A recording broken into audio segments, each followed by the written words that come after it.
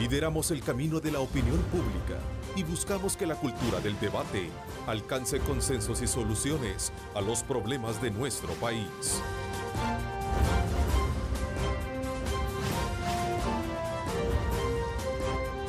Diálogo con Ernesto López.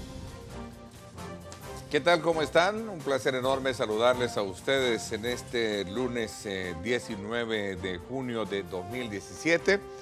Esperamos desde luego que usted haya pasado un buen fin de semana, sobre todo muy bien compartido con todos aquellos padres de familia que merecen ese reconocimiento y esa labor que desarrollan precisamente en pro de la familia y especialmente de los hijos. Así es que un saludo muy especial esta semana a entrarle con muchísimas fuerzas para poder cumplir como siempre aquellas metas, aquellos objetivos que usted se ha trazado. No olvide poner desde luego en el centro o como el centro de todas sus actividades a Dios Todopoderoso para que puedan cumplirse de tal manera que sean efectivas. Así es que bienvenidos a Diálogo con Ernesto López en este día lunes. Hoy en el programa iniciamos la semana teniendo como invitada a la Procuradora para la Defensa de los Derechos Humanos, Raquel Caballero, para analizar distintos temas de coyuntura como el repunte de violencia que hemos tenido en los últimos días y la posición que ha fijado la Procuraduría, especialmente por el tema de la seguridad a los efectivos policiales y militares y también sus familiares. Una posición que obviamente es importante conocerla hoy en el contexto de cómo se está llevando a cabo esta situación. Otro tema que esperamos desarrollar tiene que ver precisamente con la postura que ha asumido la institución frente a la nueva discusión que se ha generado por la aprobación de la Ley del Agua en la Asamblea Legislativa. Estos y otros temas vamos a tener este día precisamente con la Procuradora, a quien le doy la más cordial bienvenida. Gracias por acompañarnos. Gracias, licenciado Ernesto. Feliz de acompañarle en esta mañana lluviosa, pero linda mañana para reflexionar sobre las diferentes problemáticas que atañen al pueblo salvadoreño. Bueno, a casi un año de estar al frente de la institución, la Procuraduría para la Defensa de los Derechos Humanos ha venido haciendo a través de su gestión muchos señalamientos en aquellos temas que desde luego han venido marcándole el pulso el día a día a las actividades que se desarrollan en diferentes ámbitos políticos, económicos y sociales en nuestro país. Tal es el caso de la situación de violencia, como lo decía, y que últimamente pues ha tenido un arrecio ataque para los cuerpos de seguridad y sus familiares. De hecho, en las últimas horas conocimos del caso en Hilo Vasco de una patrulla que fue atacada y precisamente allí están los resultados de las personas que han salido afectadas con esto, especialmente los policías y militares. Así es que vamos a hacer un análisis de esa medida o de esa también iniciativa que la Procuraduría hizo en octubre del año pasado, que tiene que ver precisamente con medidas de protección a los policías y sus parientes a fin de contar con una labor integral de apoyo a sus labores como tal. Otro tema que ha estado calando, como lo decías, es el tema que tiene que ver con la Ley del Agua y es un tema que vamos a sumar a nuestro análisis. Me voy contigo, Lorena, para que nos des detalles al respecto sobre lo que vamos a tener este día lunes, por cierto, como lo decía la Procuradora, lluvioso. Así es que adelante. Gracias, Ernesto, un gusto saludarte a ti, a la Procuradora de Derechos Humanos. Como ya lo mencionabas, en los últimos días las autoridades registran un repunte en el número de homicidios, varias de las víctimas relacionadas a los cuerpos de seguridad. Y según mencionan, esto se debe como una reacción a los planes implementados. Veamos. Cada una de las muertes de miembros de la policía, el ejército o familiares han sido planificadas, según el fiscal general de la República, orquestados y sin lograr evitarse. Información de inteligencia, de atentar por parte de las pandillas, en contra de policías, soldados y gente allegada. Y ya se la pasamos esta información en los últimos días, le pasamos la información a la policía. Información que llegó tarde o pasó por alto es la interrogante, pues entre los ataques también se encuentra la seguridad del vicepresidente Óscar Ortiz, quien ha liderado y de forma muy efectiva el combate a la criminalidad. Es como pues obvio de que las estructuras del crimen tengan un especial interés en la seguridad del señor presidente. Cifras oficiales revelan una importante disminución de 2.387 homicidios en el primer trimestre de 2016 a 1.133 este año. ¿Qué tanto se perciben estos resultados? Es la crítica. Ernesto, cabe mencionar que en general este repunte de violencia se da en medio del consenso legislativo para el financiamiento de las medidas extraordinarias, además de otras reuniones a nivel internacional. Con esto vuelvo al estudio para el análisis de este y otros temas de país. Adelante. Bien, gracias Lorena. En efecto, son aspectos que vamos a sumar a nuestro análisis con nuestra invitada, la Procuradora para la Defensa de los Derechos Humanos acá en nuestros estudios. Aprovecho para hacerles la invitación a ustedes que participen. Recuerden, @diálogo21, @Neto López Radio, son las dos cuentas en Twitter que están disponibles para que participen y puedan de alguna manera formular sus comentarios y preguntas al desarrollo de nuestra entrevista. También nuestra señal disponible para que usted nos sintonice en cualquier lugar del mundo, donde se encuentre, ya sea en su teléfono móvil, en su tablet, de su computadora, ingresando a nuestra cuenta en Facebook para que ahí nos busque como Diálogo con Ernesto López y también Ernesto López Radio. Disponible para que usted pueda compartir con sus contactos esa señal y tener de primera mano nuestro programa. Nuevamente, Procuradora, gracias por acompañarnos. ¿Qué lectura tiene usted de este nuevo escenario de violencia que vive el país, con énfasis en ataques directos a policías, militares y sus familiares? Bien. Sí, licenciado Ernesto, fíjese que, bueno, realmente con preocupación yo quiero solidarizarme con las familias de las víctimas, realmente por esta situación de violencia que se ha venido suscitando a raíz de la implementación de las denominadas medidas extraordinarias. En octubre pasado, como usted estaba recordando, yo presenté al ministro de Justicia y Seguridad y al director de la Policía un plan de protección para los efectivos de la corporación policial y también de la Fuerza Armada, que están colaborando temporalmente en las acciones de seguridad nacional. La importancia de este plan de protección es precisamente porque al menos el año pasado, que tuvimos 47 bajas en el tema de policías asesinados, 41 de ellos fueron asesinados en el ámbito familiar cuando ellos estaban de licencia. Entonces la importancia de tomar en cuenta esta situación por la vulnerabilidad en la que se encuentran se han encontrado pues los policías. Hemos dicho que los policías hacen una labor extraordinaria, valiente, que nos protegen, ¿verdad? Y la importancia que el Estado también realice acciones tendientes a proteger y a cuidar a quienes nos cuidan. Básicamente el plan conlleva dos aspectos. Uno es para la protección de los policías y también para sus familiares. Hemos dicho también que la importancia de esto es precisamente por la situación de vulnerabilidad en la que se encuentran ellos y sus familiares. Ahora encontramos en el transcurso de la semana más de 10 casos de familiares asesinados que han estado pues cerca de algunos de ellos. La importancia que el Estado retome este tema.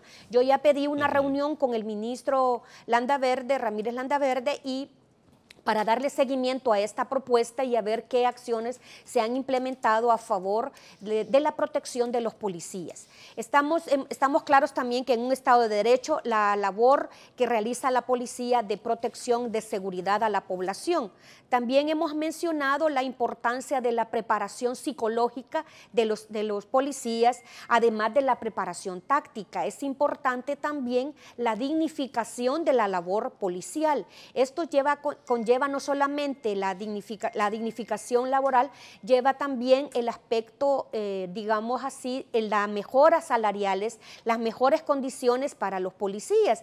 Y en el caso concreto del plan de protección es importante digamos, la cadena de custodia, y también aquí que funcione cuando estamos hablando también de la protección y digamos, los mecanismos de inteligencia, sobre todo en los lugares donde los policías están realizando sus labores muy valientes, ¿verdad?, a favor de toda la población. La importancia de esto para poner fin a este tipo de situaciones y que las condiciones vulnerables en las que ellos se encuentran, pues al menos puedan ser permeadas por parte del Estado. Creo que es importante esto. También estamos claros de que, si bien es cierto, dentro de la corporación policial pueden existir, y nosotros hemos denunciado de una forma muy tajante de que existan también policías malos, y como yo he dicho a las autoridades respectivas, a ellos hay que depurarlos, mediante un debido proceso hay que depurar los malos policías, porque también hemos tenido de esos casos. El tema que nos trae ahora es el tema de la protección para los policías, teniendo claro de que los malos policías hay que depurarlos, a los buenos hay que protegerlos, hay que apoyarlos, hay que dignificar su trabajo. Entonces, ahora este plan de protección obviamente cobra la importancia debida para que las autoridades tomen medidas tendientes a proteger a los policías y a sus familiares. Nosotros decíamos, y casi como hablando de ciudad policía, algunos policías y algunos investigadores me han dicho que ellos han hecho el análisis, que el tema de ciudad policía, el concentrarlos en un solo lugar, porque la idea de esto es precisamente, por ejemplo, un lugar, un espacio donde esté solamente los familiares y ellos también, donde ellos vivan, que tengan centros escolares, lugares donde puedan ellos pagar. Hay experiencias en el pasado, y en ese punto quería hacer énfasis, sobre todo cuando poder un poco entender en qué consiste este plan de protección que ustedes plantean como Procuraduría. Pero ya hay en el pasado experiencias de crear colonias de militares, por ejemplo, en la época de la guerra se hicieron. Sí. De alguna manera esto es complejo, pero ¿en esto consiste parte de este plan de protección? En eso consiste. Y también este tipo de medidas. Sí, y también el tema de la dignificación de la labor policial, ¿verdad? Pero eso pasa por ver el tema de salario, que es un tema de financiamiento que ya lo vamos también a tratar. Claro, ¿no? Pero yo creo que si bien es cierto, estamos hablando de 28,000, digamos, policías, tanto del nivel básico y como los operativos y todo esto, realmente es una tarea bastante titánica que tiene el ministro y el director general en cuanto para el financiamiento de cualquier mejoría, pero yo creo que el tema de las bonificaciones bien se pudiesen traducir a mejoras salariales y mejores condiciones de vida para los policías, sobre todo por la labor que realizan los buenos policías en favor de toda la población. Yo creo que esto es importante, que la población tenga esta claridad respecto a la labor que realizan los buenos policías. A los malos policías, como hemos dicho, los vamos también a pedirle al director y al ministro de Justicia que ellos sean depurados, ¿verdad?, mediante un debido proceso, pero a los buenos policías hay que dignificarles el trabajo. Y en ese sentido, también la extensión va hacia sus familiares. De hecho, déjeme decirle que en el tema de la contribución especial, la institución que yo presido ha sido favorecida con $500,000, de los cuales yo voy a crear la unidad de atención a víctimas de policías y sus familiares, precisamente para monitorear qué es lo que el Estado está realizando, dar seguimiento a la viuda, a los huérfanos, ¿verdad?, la situación de las prestaciones sociales a las que ellos también tienen derecho. $400,000 le dieron. 500,000, al menos en el decreto que está, todavía no he recibido nada, pero espero que... Medio millón. Medio millón, sí. A ver, hablando de acciones violentas, hay un dilema frente a ese tema de financiamiento, Procuradora, y es el énfasis que debe de tener el tema de la prevención frente también al financiamiento para el ataque frontal contra la violencia. ¿Cuál es la lectura que usted tiene frente a ese tema muy en particular? Bueno, fíjese que con respecto a esto de la contribución especial, bueno, yo participo y mi equipo de trabajo también cercano, participo en el Consejo Nacional de Seguridad Ciudadana y Convivencia. Es un ente realmente bastante amplio, bastante participativo, y en que no ejecuta, sino que da recomendaciones. De ahí han surgido el plan. Bueno, el señor presidente de la República ha presentado el plan del Salvador Seguro, ¿verdad? Y esto se contrasta con las acciones de prevención que debe realizar el Estado, y por eso es que está en juego esto. Y en el Consejo Nacional de Seguridad Ciudadana y Convivencia se estuvieron analizando y dando recomendaciones respecto a qué temas se le debe dar mayor énfasis para el combate a la delincuencia, obviamente en el tema operativo, pero también hay un componente importante en el tema de prevención.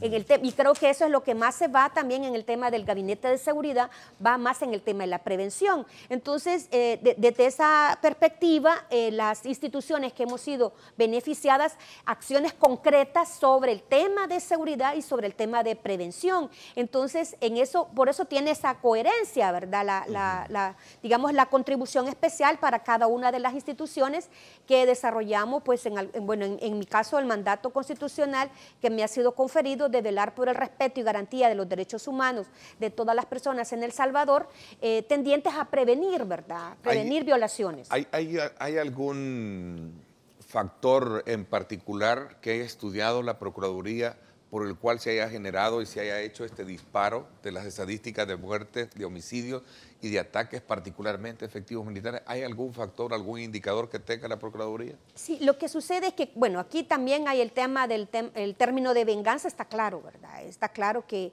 las pandillas están siendo tratando de controlarlas por parte del plan que están implementando las autoridades con esta implementación de las medidas extraordinarias, y obviamente ellos se sienten amenazados y es una lucha, ¿verdad? Es una lucha que espero yo que estas medidas extraordinarias pues ya tengan su fin en su momento. ¿Será esto producto de la efectividad que hay? Es decir, si hay ante una acción, una reacción, y la reacción se da precisamente porque hay acción. La verdad y este es parte del debate también. Mire, ¿Están funcionando, no están funcionando? Pues, si nos alejamos un poco de la parte política, del discurso donde se atacan de que no funcionan, pero que de alguna manera lo que tenemos son más muertes. ¿Cuál es la lectura? Voy a hacer la primera pausa, porque me están pidiendo pausa a esta hora. ¿Cómo no? Y luego ampliamos un poco esto y otros elementos cada vez que necesito entender para conocer más bien la posición que tiene la Procuraduría para la Defensa de Derechos Humanos frente a la situación de violencia que tiene el país y sobre todo al disparo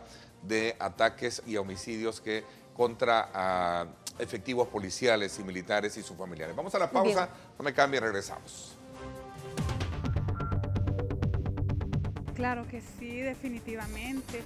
Dese cuenta de que estamos viviendo en un ambiente sumamente conflictivo. En realidad, todos los que venimos a laborar, a veces salimos temprano y tenemos temor de que, pues, invadan nuestra tranquilidad, ¿verdad? Considero que siempre pues debemos de poner un enfoque más que nada en la cuestión de seguridad, y sí, definitivamente deben brindar seguridad quienes son los encargados de brindarla, ¿verdad? Claro, porque nosotros también necesitamos de ellos, y ellos tendrían que estar más seguros de la vida que están llevando sus familiares y ellos.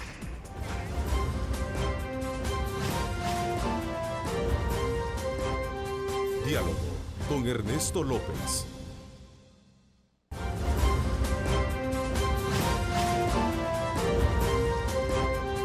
Diálogo con Ernesto López. Bueno, gracias nuevamente por estar con nosotros. Vamos a tener bastante lluvia en las próximas horas, por supuesto usted, y también de lo que hemos tenido. Desde ya, póngale muchísima precaución si piensa desplazarse sobre las carreteras, especialmente en aquellas que representan mucho peligro.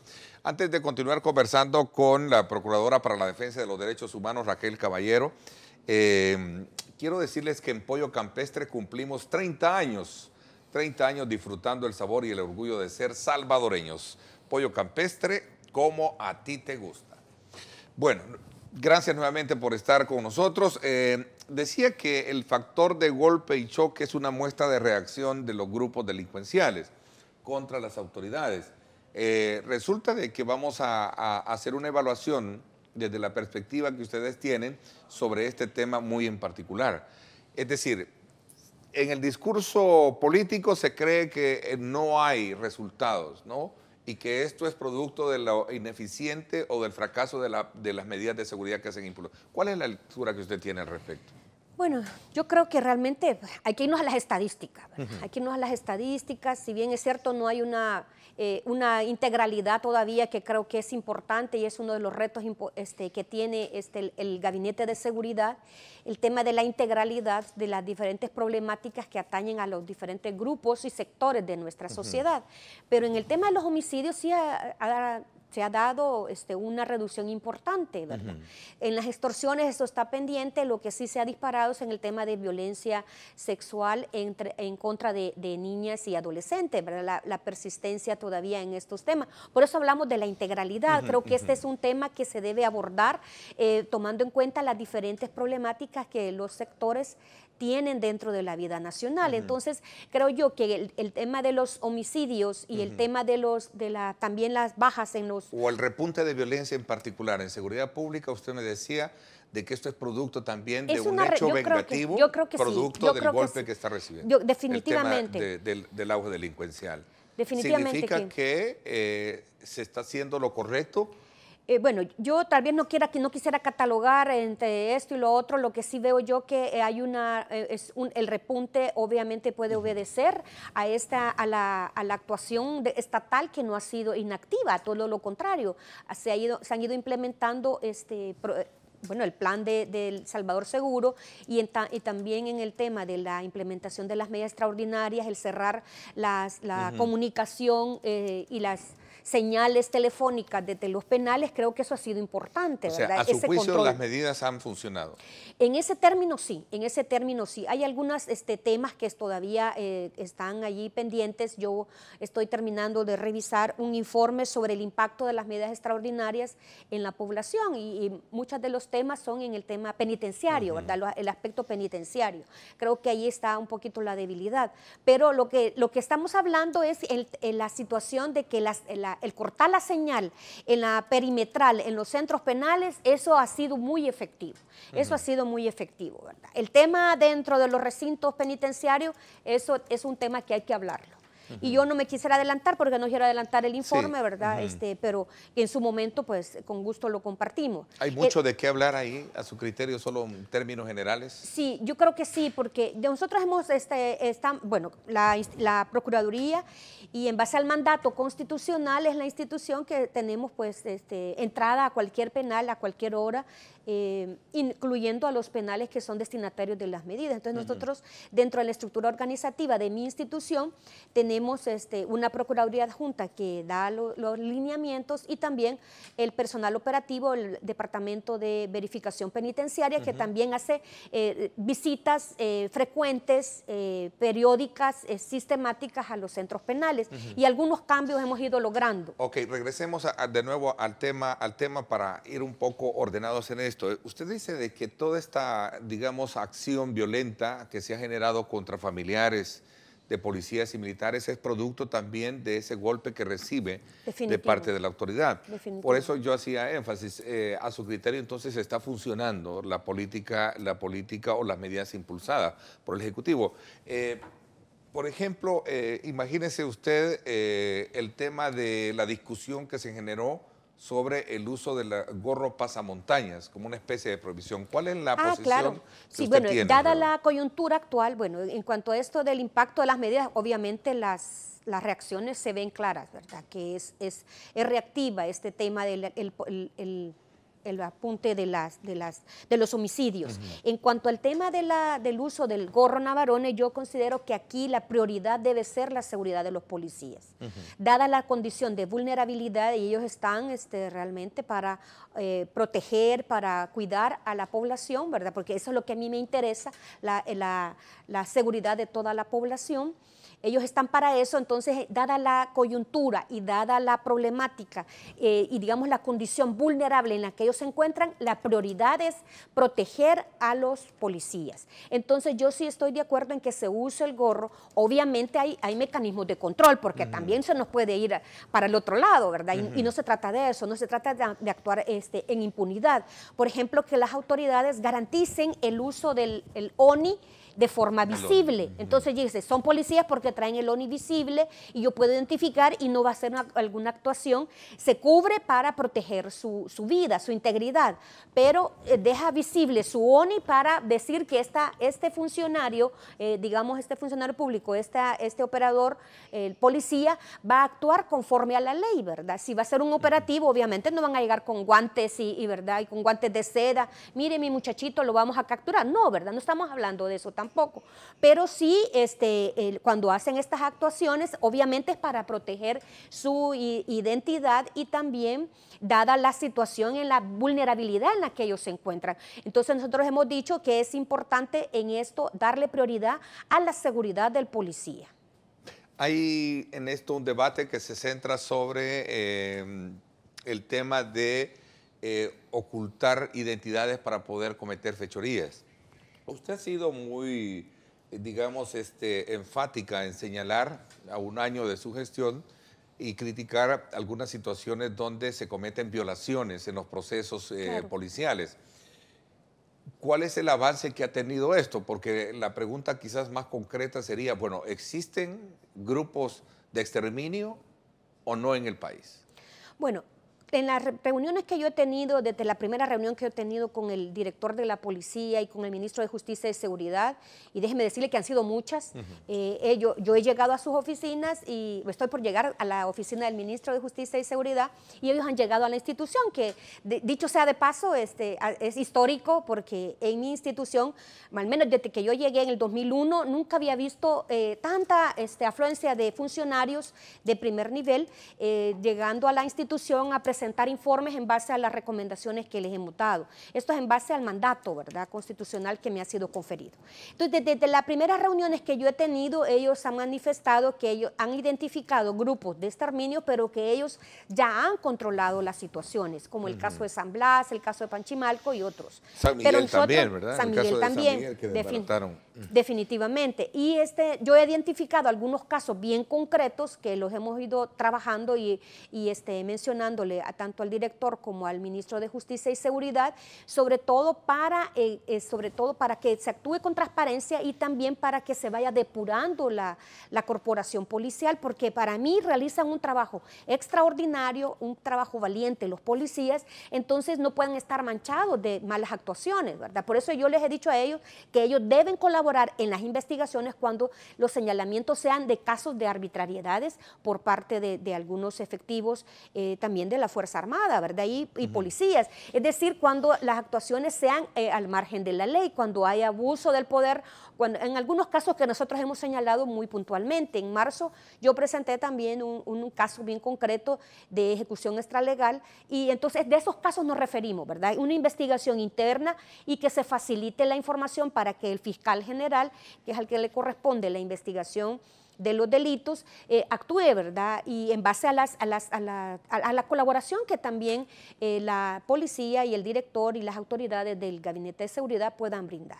Entonces nosotros estamos dando seguimiento a estos casos y particularmente pues yo quiero saber la situación de la protección a policías, pero también sobre estas investigaciones que se han venido dando. Yo he visto realmente bastante receptividad por parte de las autoridades, hemos sido enfáticas, como usted ha dicho, ¿verdad?, en señalar cuando se han dado estos casos de violaciones a derechos humanos, pero obviamente vamos a darle seguimiento a todos estos casos y también ver las acciones concretas que el Estado está implementando a favor y la protección de los policías que están en la labor diaria, ¿verdad?, al frente y protegiendo a la población, que es lo que a mí realmente me interesa. A ver, ese es un punto bien importante. ¿Cómo se logra ese equilibrio en el trabajo? ¿De qué lado está la Procuraduría? Porque ahí estamos hablando de deberes y derechos, pero también de víctimas que en algún momento son las que sufren. Por ejemplo, el caso muy en particular, ¿qué tiene que ver un familiar con el tema digamos, de un policía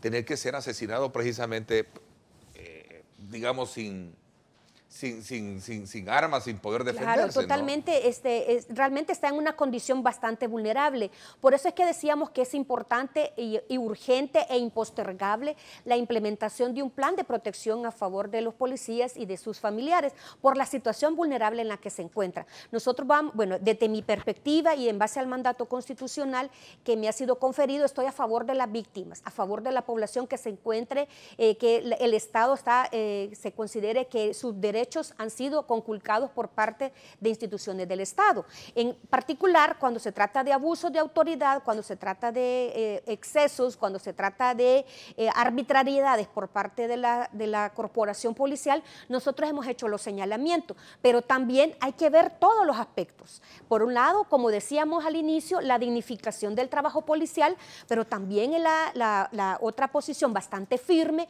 que hemos sido bien claros, el tema de la depuración policial, ¿verdad? Para que los verdaderos y buenos policías hay que fortalecerlos, hay que protegerlos y también dignificarles su labor. pero que a los malos policías realmente pues con un debido proceso también sean depurados. Entonces, ahí está la situación. Yo estoy a favor de las víctimas, de la población y de los casos que recibimos, y yo voy sacando, ¿verdad? Ya tengo un par de casos más de los cuales me voy a pronunciar, de casos de arbitrariedades, de casos de uso excesivo de la fuerza, ¿verdad? Por parte de policías. Pero también estoy consciente de que la labor que realizan es valiente, porque sería realmente importante tomar en cuenta que, por un lado, la población que necesita seguridad, y por otro lado, digamos, la responsabilidad y la valentía con la que ellos realizan su trabajo. Entonces, esto da respuesta a las necesidades de la población, pero hay que ver en qué condiciones están trabajando ellos. Por eso es que estoy hablando también de la dignificación del trabajo del policía en términos generales, ¿verdad? Hay un aspecto bien importante, quizás para ir un poco cerrando este tema y pasar a abordar los otros, que tiene que ver precisamente con un debate que ubica el tema de tregua en el pasado como la fase en la que permitió, obviamente, que este tipo de grupos delincuenciales lograran en su momento fortalecerse y tener los resultados de fuerza hoy en día. ¿Cuál es la lectura que tiene usted al respecto? Me piden otra pausa, regreso para que vayamos cerrando un poco este tema. Recuerde el reprise de su programa esta noche a las 8 por Canal 19. Voy a aprovechar también e invitarlos a que me acompañen a sintonizar Ernesto López Radio. Este día vamos a tener a las 6 de la tarde Astrid Ábalos y este servidor, precisamente el tema de el mercado y normativas dentro del sector azucarero mundial. Está por llevarse a cabo esta semana acá en nuestro país una reunión importante del rubro azucarero, y estarán con nosotros el ministro de Economía en radio, y por supuesto también es José Dray, que es el director de la Organización Mundial del Azúcar. Así es que no se lo pierda hoy 6 de la tarde en directo con Ernesto López Radio por 107.7 Fuego, estación del grupo radial Megavisión. El Megadrón es gracias al patrocinio de Remesas del Sistema Fede Crédito. Vámonos entonces ahora hasta el Boulevard del Ejército, precisamente con bastante amenaza de lluvia, ¿verdad? Y sobre todo también con esta situación de tráfico en esta importante arteria. La mejor invitación que usted puede tener es a que conduzca con muchísimo cuidado. Si piensa desplazarse en el interior de la República también, informes destacan alerta amarilla por parte de las autoridades que tenemos hoy en día a raíz de todas las constantes lluvias que están desde luego afectando nuestro territorio. Vamos a tener también ya la formación de un sistema de baja presión en la parte de lo que sería Yucatán, y es importante también estar vigilantes de cómo va a ser el comportamiento de las aguas en las próximas horas. Vamos a la pausa. El Megadrón es gracias al patrocinio de Remesas del Sistema Fede Crédito. Es un deber del gobierno, pues, tener todo el cuadro básico de medicamentos para la población que más lo necesita. Sí, sería conveniente que ellos le den un mejor servicio a nosotros como beneficiarios, pues, porque no hay medicamentos en los hospitales ahora. El gobierno, pues, sustenta que dé medicina, buenas medicinas, que se superen en lo que están haciendo y que hagan buenas las cosas.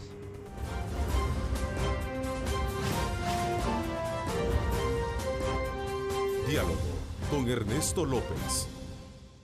Estás viendo Diálogo con Ernesto López.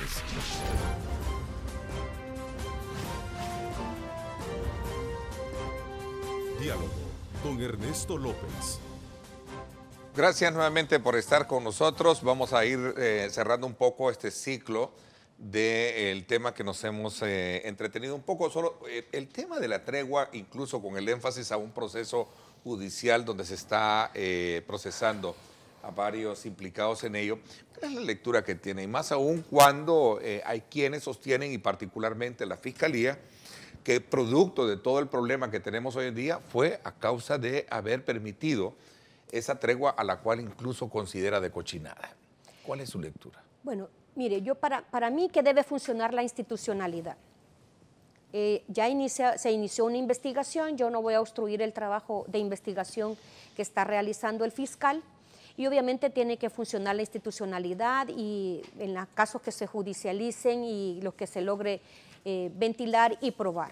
De eso hay mucha tela que cortar realmente, porque hay muchas situaciones que se han suscitado a raíz de esta situación, realmente cosas muy grotescas, ¿verdad? Las situaciones de las fiestas en los recintos penitenciarios, cuando en otros temas no se deja entrar ni a la familia. Bueno, es una situación un poco compleja.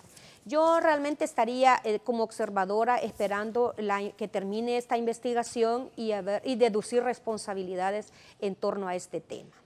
Lo que sí pienso yo es que es importante el combate a la delincuencia y al crimen organizado, brindar seguridad a la población en términos generales, ¿verdad? Que se respeten los derechos humanos en nuestro país, que realmente se fomente una cultura de respeto a los derechos humanos y de esa forma también construir una cultura de paz que tanta falta le está haciendo a nuestro país. Estamos en un año que se ha denominado el año de la cultura de paz, pero no tenemos paz en nuestro país. Entonces la importancia del fortalecimiento de las instituciones, y por eso digo yo, voy a esperar que termine esta investigación y que funcionen las instituciones, que se deduzcan responsabilidades y de esa forma pues también ir poniendo bases firmes para que en este país se respeten los derechos humanos. Creo que es importante el fortalecimiento institucional que deba tener, por ejemplo, también el dotar recursos suficientes al ente que le corresponde investigar. Porque desde mi llegada y la primera reunión que yo tuve con el señor fiscal general de la República, para ser más concreto, yo le llevé a él una serie de peticiones para que él investigue y entonces él muy receptivo y muy respetuoso a mi mandato. Pero también estoy clara de que la situación que debe también fortalecerse su institucionalidad, tampoco sin quitar el mandato que le corresponde y que funcione también su institución. Pero también el tema es que si no se le dota de recursos, estaríamos en una situación bastante compleja y yo diría hasta una delegación perversa, ¿verdad? Darle mucha, yo le mando, mire, investigue esto, y digamos hay una receptividad y jornadas extenuantes también para los fiscales y para todo el personal, y los recursos ¿dónde están, verdad? ¿Comparte usted la forma en cómo se distribuyó el tema de las partidas generadas a partir del Fondo de la Recaudación Especial para la Seguridad? ¿Cuál es la posición que tiene? Porque salieron insatisfechos, sí, claro. Particularmente el Partido Arena fue crítico en señalar que no era coherente que Casa Presidencial también asumiera cierta partida. Yo creo que en esto, como en todo... Para programas sociales, por cierto. Claro, yo creo que aquí lo importante es que bueno, los recursos siempre van a ser insuficientes. Ese es un tema bien difícil, ¿verdad? Bien complejo. Pero yo creo que cuando a una institución, y sobre todo una institución con el rango constitucional que tiene la Fiscalía, la Procuraduría, instituciones históricas, también es importante que se le doten recursos suficientes para el desarrollo de su mandato. Yo creo que aquí en el tema, como le he dicho, en el Consejo Nacional de Seguridad Ciudadana y Convivencia, una de las recomendaciones se dio para el tema del fortalecimiento en el área de la prevención. Entonces, por eso es importante que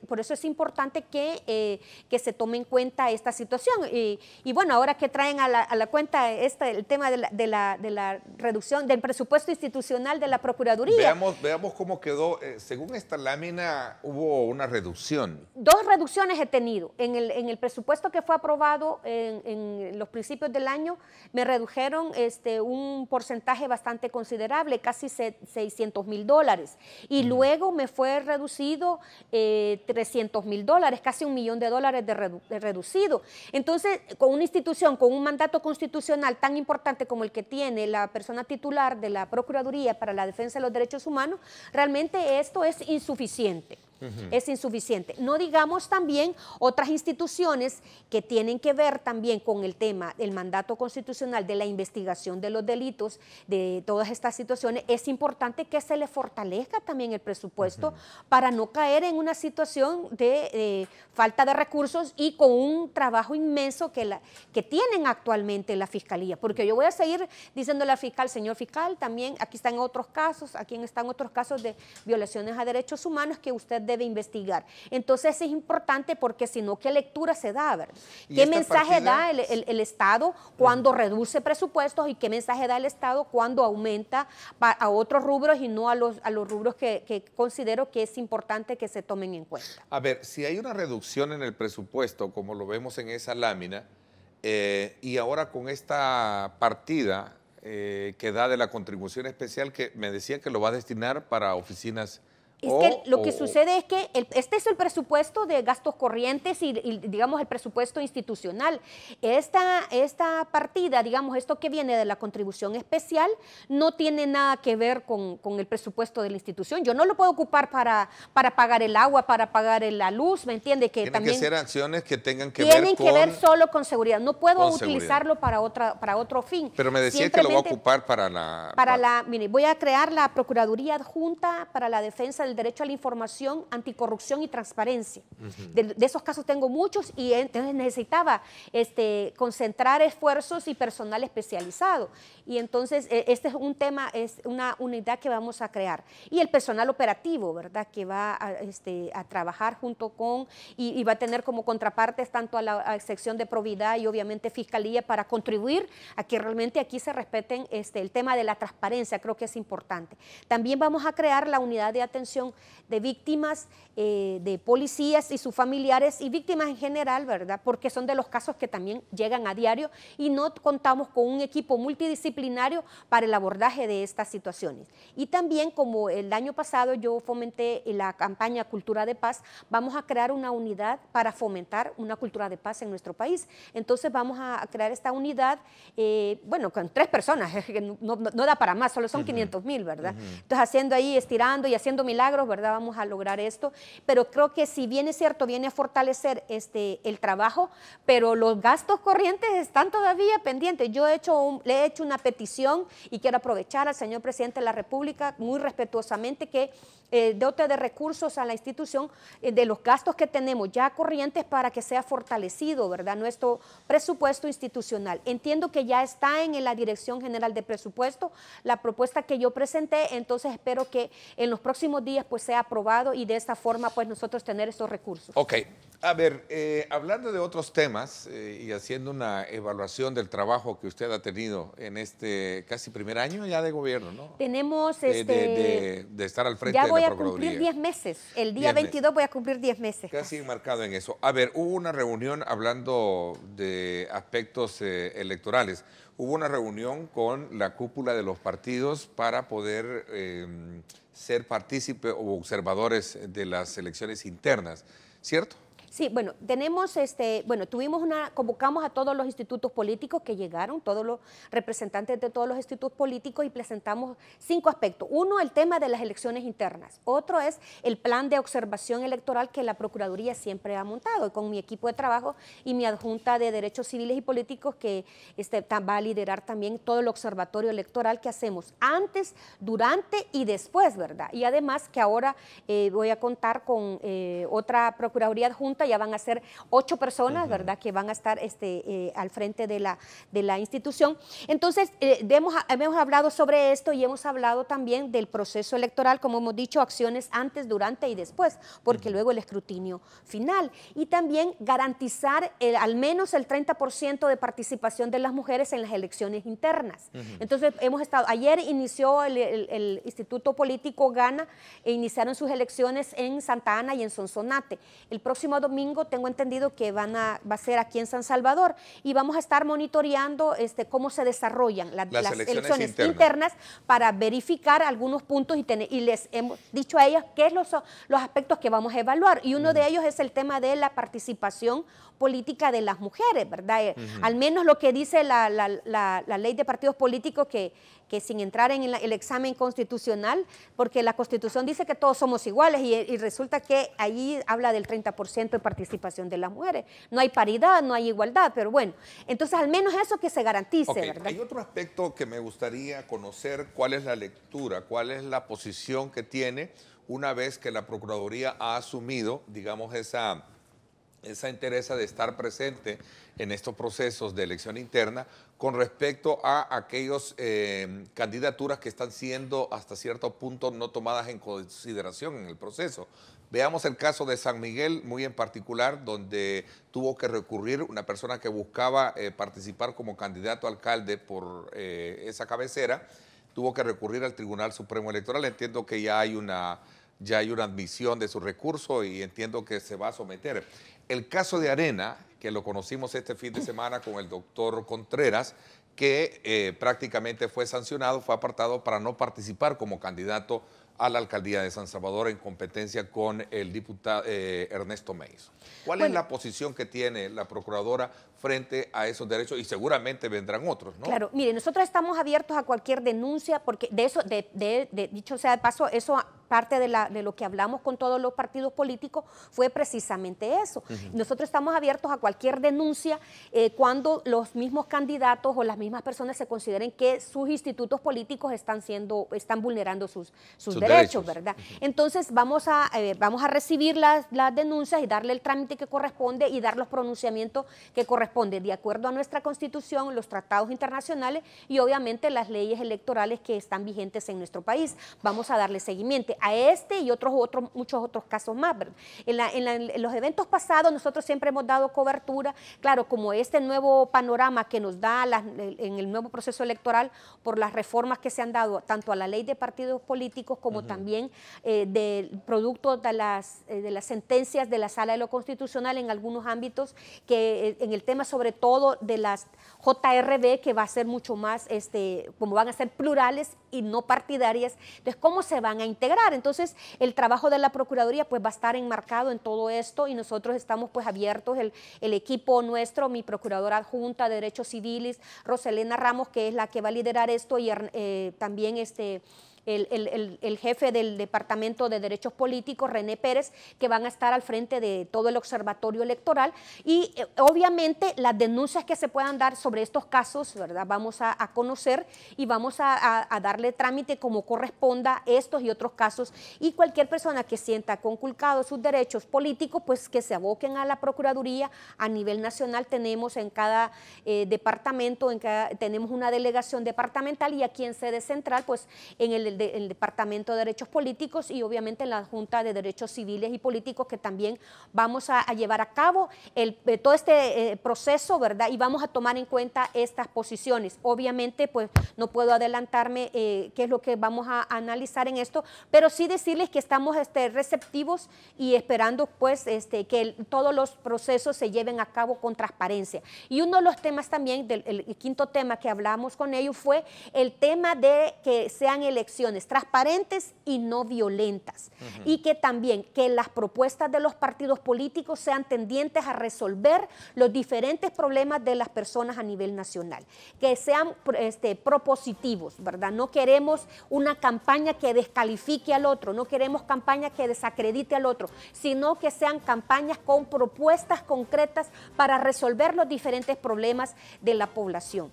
Que la población, por eso es que encontramos deserciones, porque la población ya no cree en los procesos electorales, ya no cree en los políticos. Entonces, ayúdense ustedes, a la clase política yo le hago ese llamado, ayúdense ustedes para que la población vaya a votar, den propuestas concretas que vengan a resolver los problemas de la población, no para desacreditar o para confrontar con otro candidato, sino problemas que vengan a resolver, situaciones que vengan a resolver esos problemas que tiene la población. Propositivo, dando respuesta a los diferentes problemas de derechos económicos, sociales y culturales que atañen a la población. Por eso es que mucha gente dice, si yo no tengo comida en los platos, ¿de qué me sirve un partido político si a mí no me cambia la situación? Por eso es importante que sean propositivos. ¿Conoce particularmente el caso de San Miguel con el empresario y militante del FMLN, Argumedo Benítez? Entiendo que algo se ha presentado, pero no lo he visto. Me imagino que ahora me lo van a pasar. El caso del doctor Ricardo Contreras y la sanción... Me imagino que me lo van a pasar esta mañana. Que dio el COENA de suspenderlo de participar. ¿Se estará violentando los derechos?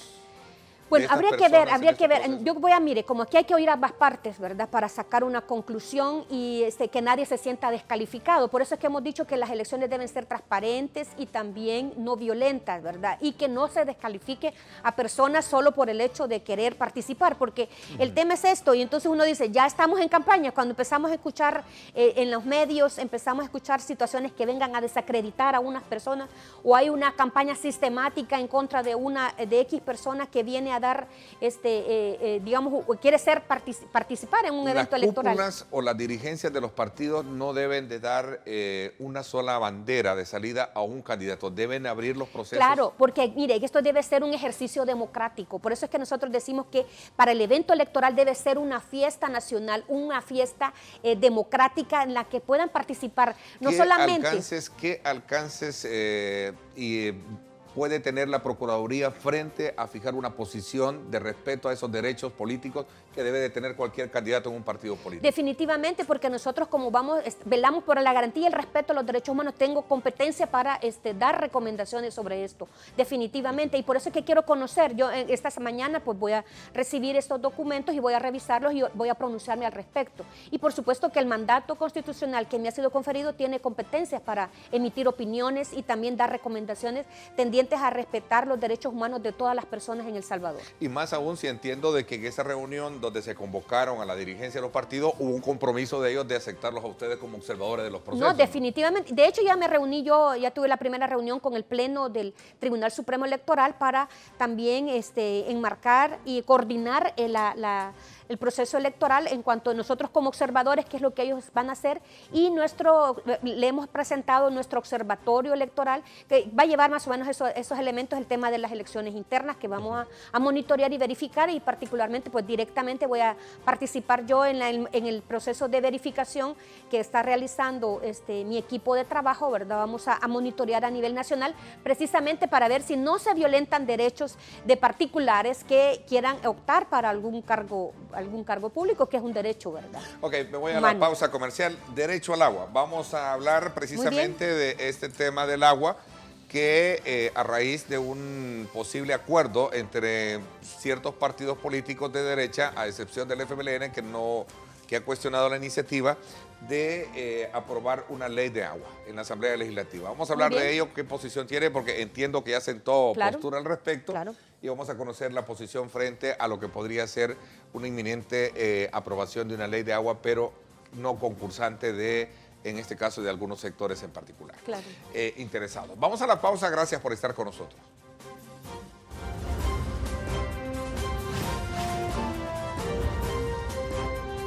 Diálogo con Ernesto López. Estás viendo Diálogo con Ernesto López.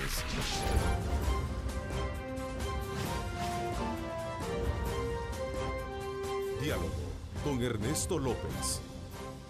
Bueno, gracias nuevamente por estar con nosotros. A esta hora vamos a aprovechar también a hablar de este tema que tiene que ver con la aprobación o casi inminente de lo que podría ser una ley de agua. La semana pasada, grupos políticos de partidos de derecha, encabezadas por el diputado Johnny Wright, decían de que había un previo consenso para aprobar una ley de agua, producto de todo ese devenir de acciones y omisiones que a lo largo de, creo que 14 años que tenemos de estar debatiendo el tema, con muchos anteproyectos, no se ha logrado. ¿Cuál es la postura? ¿Es lo correcto? Porque entiendo que la misma, y ahí tenemos una declaración precisamente del diputado, esta ley regula ANDA, crea una dirección de agua potable y saneamiento, pero eso es parte de las declaraciones. Pero hay un elemento ahí que me llama muchísimo la atención. ¿Quién debe de gobernar el tema del agua en el país? Sí, ¿O se debe de privatizar el agua? Claro. Bueno, ante esto, pues yo di mi postura el viernes anterior precisamente por la situación que se presentó y llamaba la atención esta situación. Yo creo que es importante y prioritario la situación del agua como recurso y además como derecho humano. Es importante esto. Y la importancia que tiene que la Asamblea Legislativa pueda aprobar una ley consensuada sobre el recurso hídrico. Y aquí a mí me llama la atención porque ya iban casi 90 artículos revisados de la Ley General de Agua, del proyecto de Ley General de Agua que había estado conociendo la comisión desde hacía mucho tiempo. Y entonces sorpresivamente aparecen con una propuesta nueva.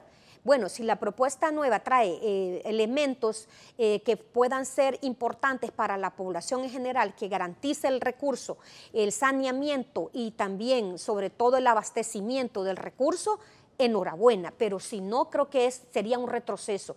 Creo que es importante que el tema también no se politice, ¿verdad? Yo quiero hablar en favor de toda la población porque encontramos casos concretos que incluso el mismo rotativo planteó en este fin de semana que 25,000 personas sin el recurso hídrico en X lugar. Es decir, las situaciones como se vienen suscitando y es importante que la Asamblea Legislativa dé esta ley, apruebe esta Ley General de Aguas consensuada. Debe tomarse en cuenta, por un lado, el abastecimiento, debe tomarse en cuenta también el saneamiento del recurso, pero también el ente rector. Yo creo que en este caso, en eso sí hemos sido muy enfáticos, que el ente rector debe ser un ente público, porque consideramos que si se pone un ente privado, que se habla de Comures, se habla también de la ANEP, se habla también de un ente público, de 5 personas que formen esto, un ente público, 2 de Comures y 2 de ANEP, si no, todavía no está resuelto, por ejemplo,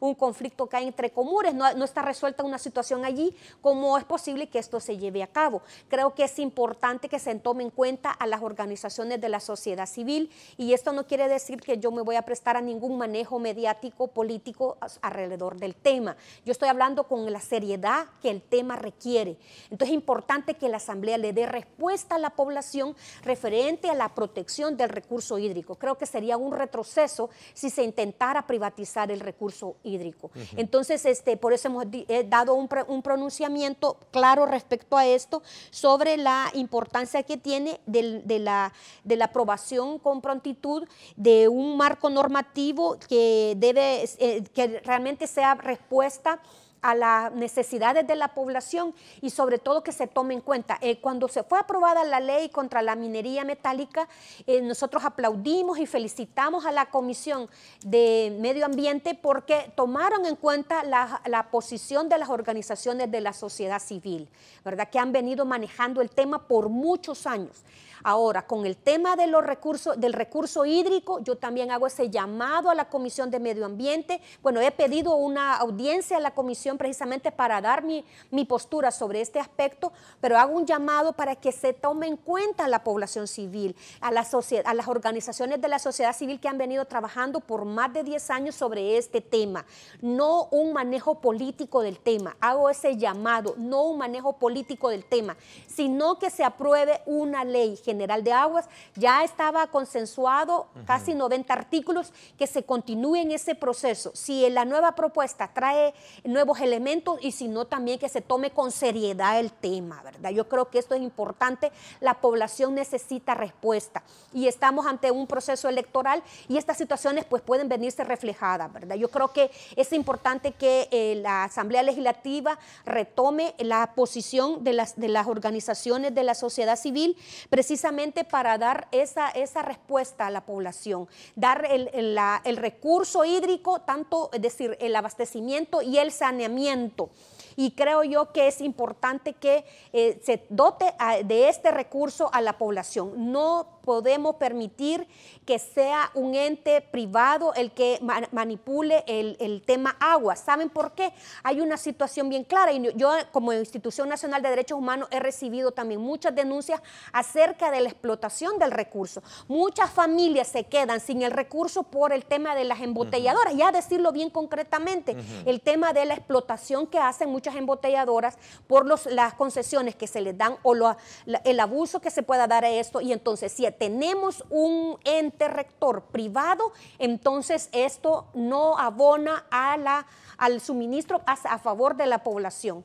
Creo que debe tomarse en cuenta esto, lo que las organizaciones de la sociedad civil han planteado sobre este tema, y es importante que la Asamblea Legislativa haga un estudio serio del tema y realmente en este caso, porque ya tenían unos artículos revisados, aprobados de la Ley General de Aguas que dé respuesta a la población. Yo realmente voy a dar seguimiento a este tema, y mi procuradora adjunta de Medio Ambiente, la licenciada Milagro Guevara de Medrano, está también pendiente y con las organizaciones de la sociedad civil realmente dando seguimiento al tema, sobre todo porque me interesa que la ley que se apruebe. Obviamente sabemos que en la Asamblea Legislativa lo que se maneja son números, es la aritmética legislativa, por eso es importante que la Asamblea Legislativa retome el tema, tome en cuenta a la sociedad civil, así como hicieron cuando se aprobó la ley contra la minería metálica, también se tome en cuenta a la sociedad civil para la aprobación de una ley general de aguas que sea consensuada, que se proteja el recurso y que sea un ente estatal el que sea el ente rector del recurso hídrico. A ver, pero este tema pasa porque bajo este mismo acuerdo fácilmente puede aprobarse. No estaría, obviamente está en contra de que se apruebe tal y como se ha logrado este acuerdo, tiene conocimiento muy en particular de lo que se ha hecho. Lo que sucede es que lo que se ha ido creando han sido digamos, como lo novedoso es este ente, esta dirección del agua, que está una persona del ente público, 2 representantes de Comures y 2 representantes de la ANET, que ese es el elemento nuevo. Entonces, que viene a dar una como privatización, da indicios de privatización. Entonces, por eso es que las organizaciones de la sociedad civil que han venido trabajando alrededor del tema están preocupadas, ¿verdad?, sobre esta situación. Y a eso se le suma también los recientes ajustes a la ley que tiene que ver del asocio público-privado, porque todo tiene que ver precisamente con esa figura que al final de cuentas venga a darle la participación de actores privados, que entendería yo es el punto de cuestionamiento que se tiene. Voy a hacer la pausa comercial, regresamos y nos vamos a la última pausa comercial.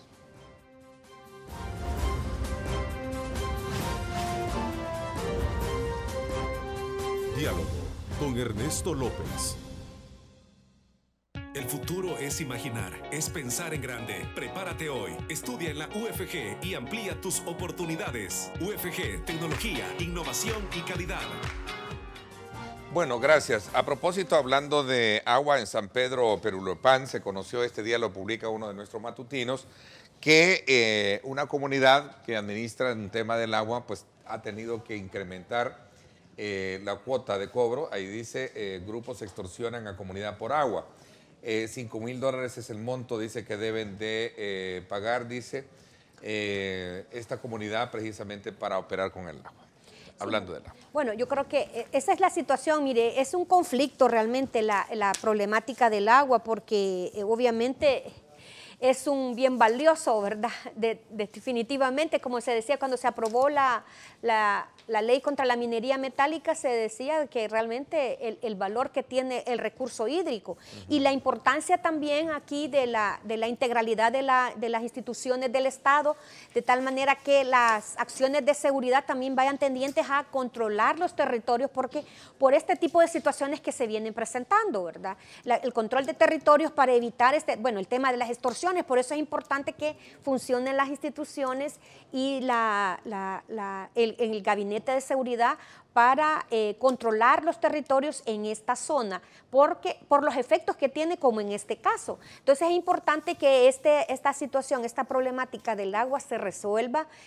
Por eso es que hablábamos de una ley general de aguas, el tema de que ya se habían aprobado más de 90 artículos en la Comisión de Medio Ambiente. Yo espero que realmente se retomen por el impacto que ocasiona a la población. Yo tengo casos de denuncias, sobre todo en el tema de la explotación del recurso, que pueden hacer entes privados. Entonces esa es la problemática que nos conlleva, porque es que debe ser un ente estatal. Creo que todavía no tenemos paso para una privatización, porque todavía no toda la población tiene el abastecimiento del recurso. Este marco presentado como un adelanto de aprobación por los partidos políticos, ¿refleja a su criterio un síntoma de privatización del agua? Sí, yo lo que veo externo, lo que las mismas preocupaciones que tienen las organizaciones de la sociedad civil, que han venido trabajando en el tema desde hace muchos años. Entonces, esa es la importancia, que se retomen el trabajo que ha venido haciendo las organizaciones de la sociedad civil, y sobre todo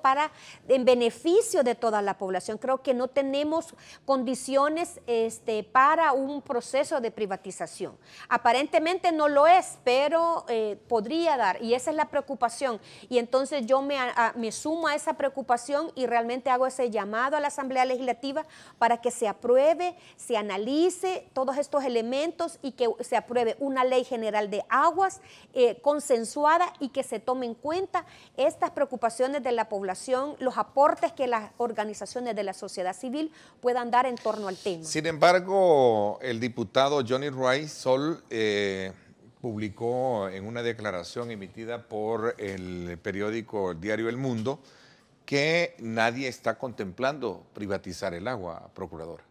Sí, yo por eso digo que cuando hay vestigios de esta problemática, por eso es importante que se tome en cuenta a la población, que los aportes que se puedan dar. Y yo creo que hay un buen digamos, ejercicio en cuanto a lo que se ha estado haciendo, y la misma Comisión de Medio Ambiente ha sido muy activa, ¿verdad? Han tenido bastantes elementos y aprobaron una ley, por ejemplo, la ley contra la minería metálica, que fue con absoluta disposición y voto absoluto de todos los partidos políticos, hubo consenso. Entonces yo ese mismo ejercicio esperaría también en este proceso de aprobación de la Ley General de Aguas, que se tome en cuenta a toda la población, que se tome en cuenta los aportes de las organizaciones de la sociedad civil, ¿verdad? Y que también que a la hora de votar sea por unanimidad en favor de toda la población.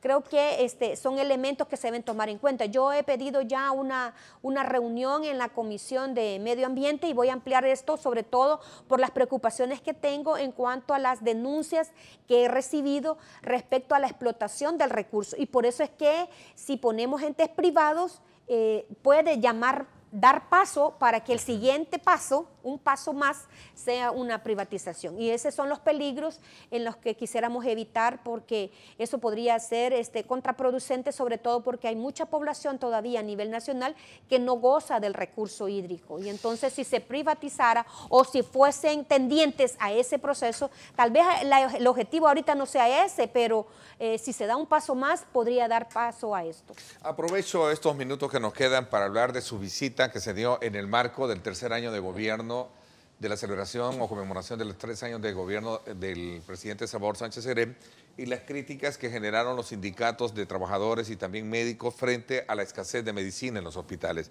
Entiendo que se hicieron presentes ustedes para verificar el tema de la situación de pacientes en el Hospital Rosales y también en otros nosocomios. Mire, el tema, como yo he dicho, es que se doten recursos al Ministerio de Salud. Eso es el llamado que yo siempre he hecho, que se doten más recursos al Ministerio de Salud, porque debe ser la prioridad, debe ser la salud de toda la población salvadoreña.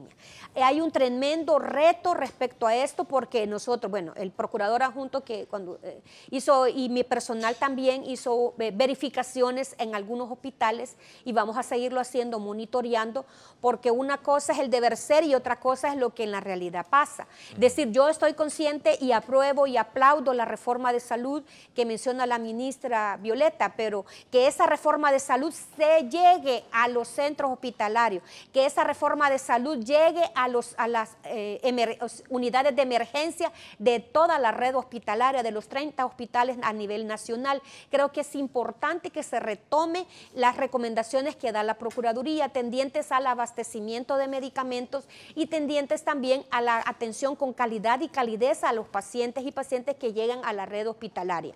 Creo que es un tremendo reto que tiene el Ejecutivo de dotar más recursos al Ministerio de Salud. Yo veo con preocupación cuando empiezan a recortarle al Ministerio de Salud, cuando es que se le debe de inyectar más presupuesto al Ministerio de Salud. Entonces yo creo que es importante fortalecer el trabajo que realizan los 30 hospitales en la red hospitalaria que tienen cierta autonomía, pero creo yo que se deben dotar de recursos para que la reforma de salud llegue a la emergencia, llegue a la farmacia, que la reforma de salud llegue a la farmacia de todos los centros hospitalarios a nivel de la red nacional hospitalaria, a nivel nacional.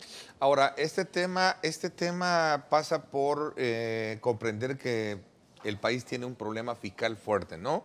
Claro. Y que hay un gran debate político sumado también a un debate jurídico. Por ejemplo, el gobierno sostiene que el entrampamiento, la falta de definición de 900 millones de dólares y de otros préstamos que están en la sala de lo constitucional, de alguna manera son los que están afectando a este tipo de gestión. ¿Cuál es la postura que tiene la Procuradora frente a este debate, frente a este dilema que hay, ¿no? Lo que sucede es que como aquí de poderes de Estado. Claro, estamos hablando de los poderes del Estado, estamos hablando también el tema de el manejo que se da y la confrontación que se da. Yo hago un llamado a, digamos, a flexibilizar posiciones y que se pongan de acuerdo, ¿verdad? En la Asamblea Legislativa es la aritmética la que impera, entonces la aritmética legislativa, yo estoy consciente de eso. Entonces les hago un llamado a flexibilizar posiciones y den respuesta a la población, que generalmente en El Salvador estamos en procesos electorales y entonces todos los temas se van politizando. Yo creo que es importante que la clase política supere este tipo de situaciones, flexibilicen posiciones, pónganse de acuerdo en beneficio de la población. Ese es el llamado que yo hago a la clase política, licenciado Ernesto López. Bueno, el tiempo se nos ha ido. Quiero agradecerle el que nos haya permitido hacer un repaso por los diferentes temas que acapara la agenda de nuestro país y particularmente este que tenía que ver precisamente con el de seguridad. No hemos girado orden de operar sin gorro pasamontaña. Es una declaración que emitiera precisamente sobre ese tema que abordamos con usted, el director de la Policía Nacional Civil, del cual usted también claro. En algún momento no está de acuerdo con la prohibición, ¿no? Claro. Por lo que escuché. Claro. Fijamente, ¿no? Fijamente. Deben de resguardarse la seguridad de los agentes policiales. Exactamente, debe ser la prioridad. Bueno, gracias por habernos acompañado nuevamente, Procuradora. Gracias a ustedes y hago también, estamos para servirles, pueden acudir a la Procuraduría, cualquier persona que sienta conculcados sus derechos y nuestro teléfono es el 2520-4300, estamos para servirles. Bueno, por mi parte, esto es todo por hoy. Quiero nuevamente invitarles a que me acompañen a conocer detalles de la Cumbre Mundial del Azúcar que se va a llevar a cabo acá en nuestro país. Hoy a las 6 de la tarde en directo con Ernesto López Radio. Estaremos Astrid Ábalos y este servidor conversando con el ministro de Economía, Tarsis Salomón López, que es el presidente del CONSACA y que tiene la presidencia también de este importante conclave que se va a llevar a cabo acá en nuestro país. Así es que desde ya no se lo pierdan, interesante porque es un tema que tiene que ver mucho con el precio del azúcar y las normativas alrededor del mismo. Gracias. Por mi parte, esto es todo por hoy. Pásenla bien y como siempre recuerden lo más importante, amar a Dios sobre todas las cosas. Lideramos el camino de la opinión pública y buscamos que la cultura del debate alcance consensos y soluciones a los problemas de nuestro país.